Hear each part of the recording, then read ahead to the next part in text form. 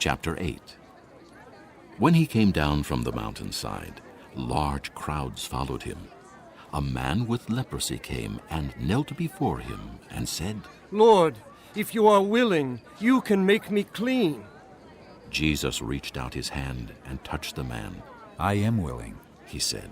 "Be clean." Immediately he was cured of his leprosy. Then Jesus said to him, "See that you don't tell anyone. But go, show yourself to the priest and offer the gift Moses commanded as a testimony to them." When Jesus had entered Capernaum, a centurion came to him asking for help. "Lord," he said, "my servant lies at home paralyzed and in terrible suffering." Jesus said to him, "I will go and heal him." The centurion replied, "Lord, I do not deserve to have you come under my roof, but just say the word and my servant will be healed. For I myself am a man under authority with soldiers under me. I tell this one, 'Go,' and he goes, and that one, 'Come,' and he comes. I say to my servant, 'Do this,' and he does it." When Jesus heard this, he was astonished and said to those following him, "I tell you the truth. I have not found anyone in Israel with such great faith. I say to you that many will come from the east and the west and will take their places at the feast with Abraham, Isaac, and Jacob in the kingdom of heaven. But the subjects of the kingdom will be thrown outside into the darkness, where there will be weeping and gnashing of teeth." Then Jesus said to the centurion, "Go. It will be done just as you believed it would." And his servant was healed at that very hour. When Jesus came into Peter's house, he saw Peter's mother-in-law lying in bed with a fever. He touched her hand, and the fever left her, and she got up and began to wait on him. When evening came, many who were demon-possessed were brought to him, and he drove out the spirits with a word and healed all the sick. This was to fulfill what was spoken through the prophet Isaiah. "He took up our infirmities and carried our diseases." When Jesus saw the crowd around him, he gave orders to cross to the other side of the lake. Then a teacher of the law came to him and said, "Teacher, I will follow you wherever you go."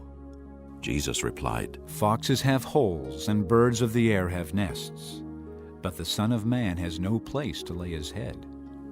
Another disciple said to him, "Lord, first let me go and bury my father."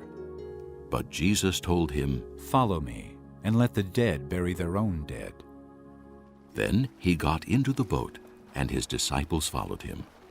Without warning, a furious storm came up on the lake, so that the waves swept over the boat. But Jesus was sleeping. The disciples went and woke him, saying, "Lord, save us, we're going to drown." He replied, "You of little faith, why are you so afraid?" Then he got up and rebuked the winds and the waves, and it was completely calm. The men were amazed and asked, "What kind of man is this? Even the winds and the waves obey him."